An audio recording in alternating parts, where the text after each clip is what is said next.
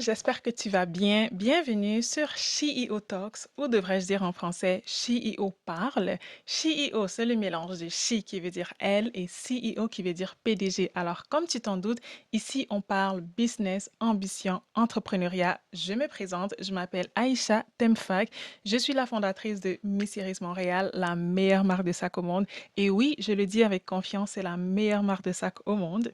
Ici, je te parle de mes défis d'entrepreneuriat, mes bons coups, mes mauvais coups, toutes les réalités dont on ne parle pas souvent, la gestion du temps, la gestion des finances. Ce qu'il faut savoir, c'est que je suis maman de deux petites filles et j'ai encore mon travail à temps plein en tant que CPA, donc comptable professionnel agréé ou experte comptable.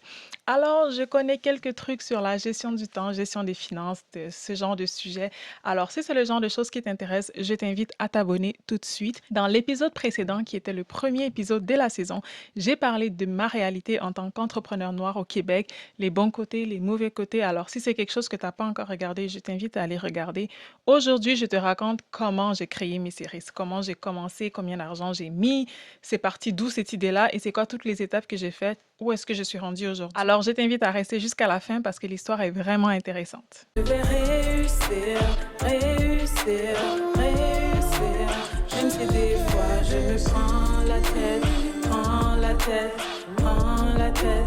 Je vais tout faire pour réussir, réussir, réussir. Même si des fois ça me prend la tête, prends la tête, prends la tête. Je vais tout faire. Mais avant d'aller plus loin, j'aimerais te présenter c'est quoi Miss Iris, au moins pour qu'on sache de quoi il s'agit. Alors, Miss Iris, c'est ma marque de sac à main et de sac à dos maintenant en cuir vegan que j'ai lancé en fin 2022. C'est quoi la particularité de Miss Iris dans l'océan de marques de sacs qui existent? C'est que quand j'ai décidé de lancer j'étais enceinte de ma deuxième fille, j'avais du temps, donc j'ai fait des recherches. Je cherchais une marque qui aurait 4 critères. Un côté fancy, style maison de haute couture. Côté pratique pour la vie de tous les jours, parce que maman professionnelle, ça me prend un certain niveau de praticité dans mes sacs. La qualité. Et puis le côté abordable, parce que j'allais pas dépenser des milliers de dollars sur un sac fancy qui n'a même pas de poche d'ordinateur, par exemple. Alors, quand je regardais ces 4 critères-là, je ne trouvais pas de marque qui réunissait les 4 critères de la manière qui me convenait. C'est donc là que j'ai décidé de créer Miss Iris pour avoir des sacs, encore une fois, fancy, pratiques, durables et abordables. Alors, j'ai lancé ça en 2022 vraiment avec la mission de permettre aux femmes de se sentir spéciales chaque jour grâce à ce sac qui allait rehausser le look, peu importe ce qu'elles allaient porter, peu importe à quel point leur journée allait être occupée. Et Miss Iris a aussi une mission sociale très forte, celle de combattre le mariage forcé des fillettes. Alors, je vous invite à aller sur mon site internet missirismtl.com pour en apprendre plus sur cette initiative. Miss Iris, c'est vraiment un projet de cœur que je fais en parallèle de ma vie de maman et de comptable à temps plein pour une autre compagnie. Alors, ça vient avec son lot de défis que j'ai vraiment hâte de partager avec toi. Alors, encore une fois, si c'est le genre de contenu qui t'intéresse, je t'invite à t'abonner tout de suite. Alors, maintenant qu'on sait c'est quoi Miss Iris, j'aimerais juste te présenter le sac du jour. Comme tu as pu constater, je suis habillée en rose, alors c'est juste normal que le sac que je te présente aujourd'hui soit rose. Alors, le sac du jour, c'est Miss Coco en rose. Miss Coco, c'est un sac qui est sorti peut-être la deuxième année quand j'ai commencé Miss Iris, donc j'ai commencé en fin 2022, mais j'en avais juste en noir et quelques autres couleurs. Le rose est sorti cette année et il est vraiment magnifique, vraiment chou. Le genre de sac qui se remarque. Comme d'habitude, on a notre intérieur rouge signature ici. Et la particularité de celui-là, c'est que tu peux l'agrandir ici. Donc, tu peux ouvrir le sac et l'agrandir. Il est vraiment magnifique. Et on a la petite poche ici, évidemment. Alors, tous les sacs Miss Iris sont disponibles sur le site internet missirismtl.com, incluant ce magnifique cadeau qui est un parfait cadeau de Noël, hein. Ou un cadeau de soi à soi, pourquoi pas. Alors, comment j'ai commencé cette compagnie? Comment ça a commencé? Qu'est-ce que j'ai fait? Combien d'argent j'ai mis? Ce qu'il faut savoir, c'est que déjà en 2019 ou 2020, j'avais commencé à faire du dropshipping de sacs à main. À ce moment-là, tout le monde faisait du dropshipping, ça m'intriguait un petit peu, donc je voulais savoir comment ça fonctionnait. Et comme moi, j'adore les sacs, je me suis dit que j'allais lancer une compagnie de dropshipping de sacs à main.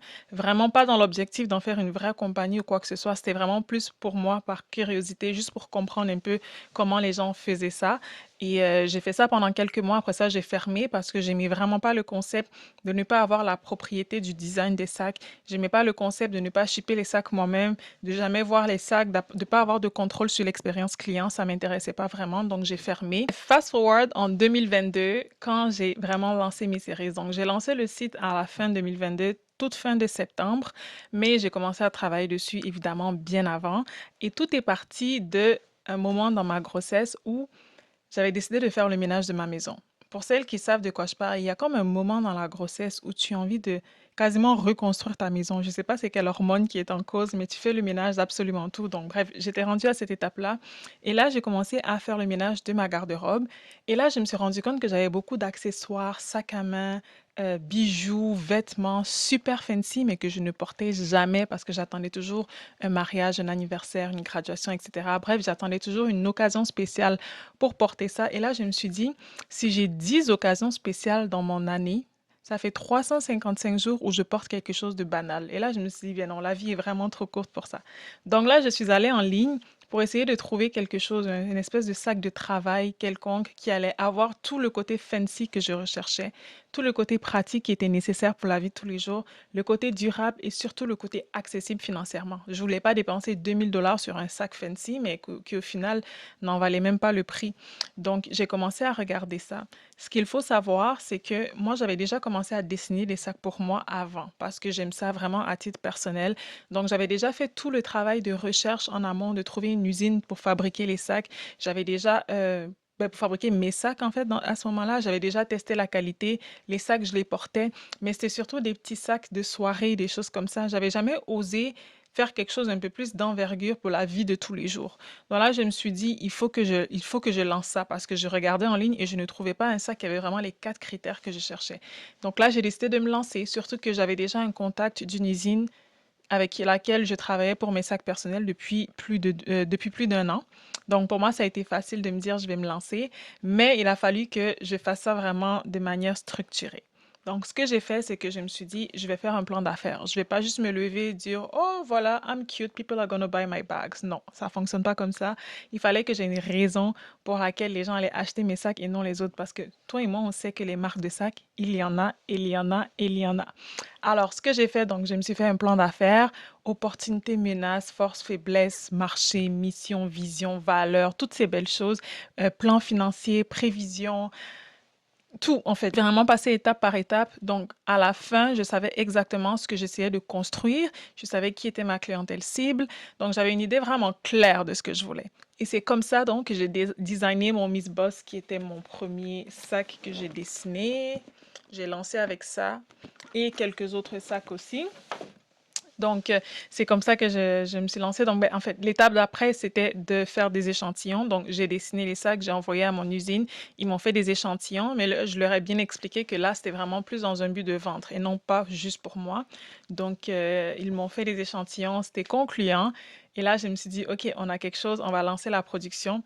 Et là, j'ai lancé avec 25 000 $ de ma poche que j'avais durement économisé. Une petite partie venait de ma marge de crédit. Et la plupart de cet argent-là venait vraiment de mes économies. Une fois que ça a été fait, j'ai décidé de commencer à poster sur Instagram pour commencer à prévenir les gens pour dire que les sacs arrivaient, que la marque allait être lancée et tout. Parce que la dernière chose que je voulais, c'était de lancer une marque que personne ne connaissait, que personne n'avait vue et ne pas avoir de vente au lancement. C'était vraiment ma grosse peur et tout parce que moi, je ne suis pas influenceuse. Personne ne me connaît. Donc, j'ai pas le luxe de me dire, je vais me lever un matin, je vais lancer une marque et parce que j'ai déjà un gros following, les gens vont acheter. Non. Je suis vraiment une no-name, là, genre, personne ne me connaît. Donc, il fallait que je commence à parler de ma marque en amont. Donc, j'ai commencé à lancer, en fait, j'ai recyclé la vieille page Instagram que j'avais avant pour mon business de dropshipping que je faisais avant. Et je l'avais fermé la page, donc je l'ai réouverte. Il y avait déjà quelques abonnés dedans, mais vraiment pas grand-chose, la plupart avec justement un follow. Donc, j'ai commencé à poster, j'ai commencé à parler de la mission, la vision, les valeurs. J'ai dit que les sacs arrivaient. Parallèlement à ça, j'ai commencé à faire, j'ai fait un photoshoot en fait avec les échantillons que j'avais en attendant que la production de la grosse batch se fasse. Donc, photoshoot, je me rappelle, j'étais très enceinte, je vais vous mettre quelques photos. Là, je postais sur les réseaux comme je pouvais. Donc, en août, on a fait le photoshoot. Et là, je voulais lancer le 1er octobre. Les sacs n'étaient même pas encore arrivés, donc j'allais lancer en précommande. J'avais prévu lancer le 1er octobre, mais là, j'étais fatiguée de poster un petit peu tout et n'importe quoi.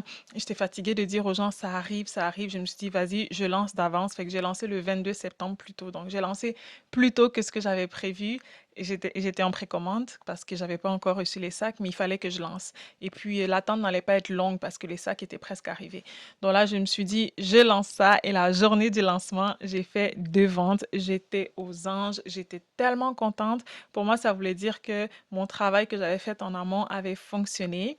Et le premier 3 mois que j'ai lancé mes séries, j'ai fait 25 000 $ de ventes. Pour certains, c'est pas beaucoup, mais pour moi, c'était énorme. Encore une fois, je ne suis pas influenceur, donc c'était vraiment avec mes posts organiques, de la pub Facebook. Je m'étais formée en pub Facebook, donc je faisais de la pub. Beaucoup, beaucoup de brand awareness parce que personne ne connaissait la marque, donc il fallait que je fasse de la pub juste pour dire, hey, j'existe, voici ce que je propose, ma proposition de valeur, voici pourquoi c'est intéressant et tout. Donc voilà, quand j'ai fait le 25 000, je me suis dit, wow, ok, mon Miss Boss que je vous montrais tout à l'heure a été sold out au bout des 3 mois. Donc, je me suis dit, il a fallu que je recommande. Donc, j'ai été sold out du Miss Boss pendant plusieurs mois et les gens achetaient quand même en précommande malgré. Et là, je me suis dit, j'ai quelque chose ici. Je pense que j'arrive à transmettre mon message comme il faut. Donc, j'étais contente, j'étais enthousiaste. C'est un petit peu comme ça que ça a commencé.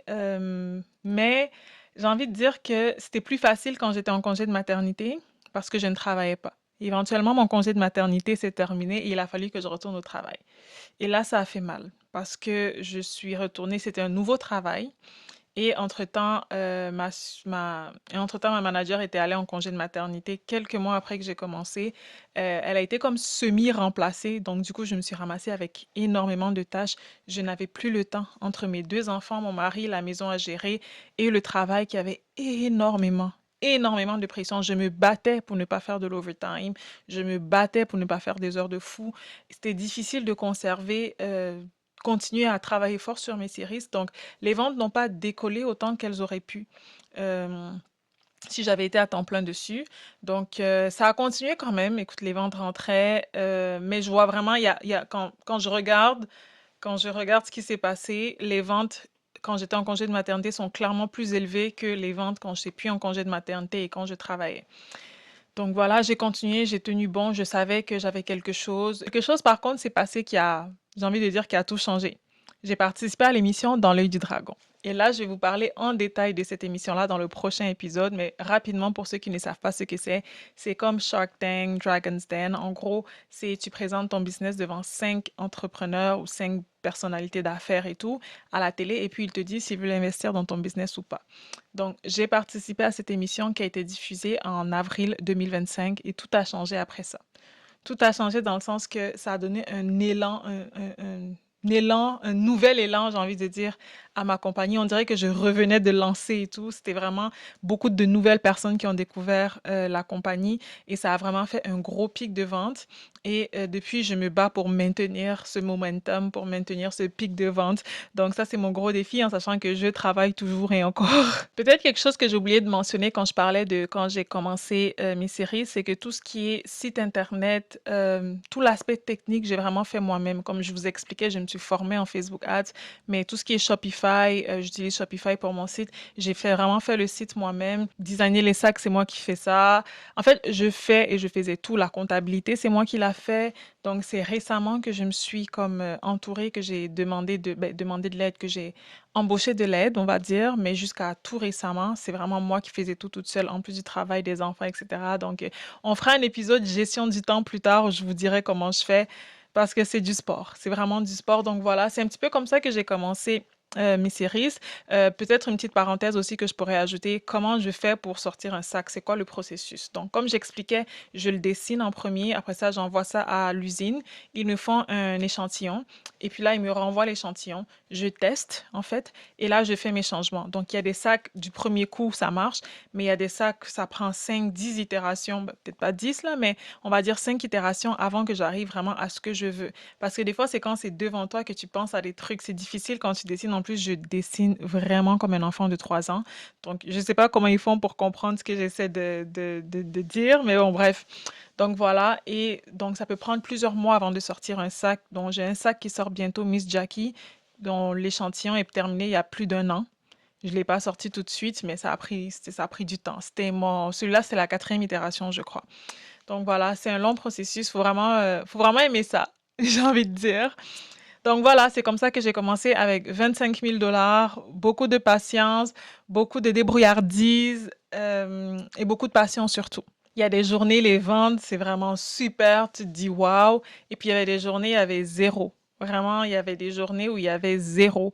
Et c'est vraiment de ne pas se décourager, c'est comme toute chose, hein, c'est des hauts et des bas. Il y a des bonnes journées, il y a des moins bonnes journées, il faut pas se décourager.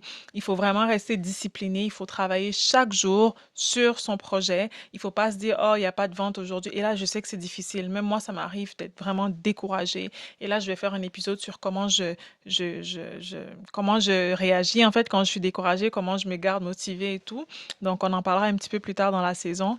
Mais c'est vraiment, vraiment important la constance. La constance, la constance, la constance, c'est la clé. C'est la clé. Même si tu es fatigué, même si tu es découragé, tu es déprimé, tu es désespéré, you show up et tu rappelles aux gens, hey, je suis là, mes sacs existent, mes produits existent, peu importe, c'est super important.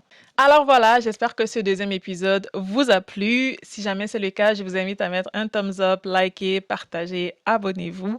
Dans le prochain épisode, on revient sur Dans l'œil du dragon. C'est quoi cette aventure-là? Qu'est-ce qui s'est passé? Et surtout, qu'est-ce qui s'est passé ensuite avec la dragonne qui m'a fait une offre? Ah, tu veux savoir ça, hein? Alors, je te dis la semaine prochaine, pardon, à la même heure. D'ici là, prends soin de toi et rappelle-toi qu'on ne vit qu'une fois et que tu es le maître ou la maîtresse de ta destinée. Bye!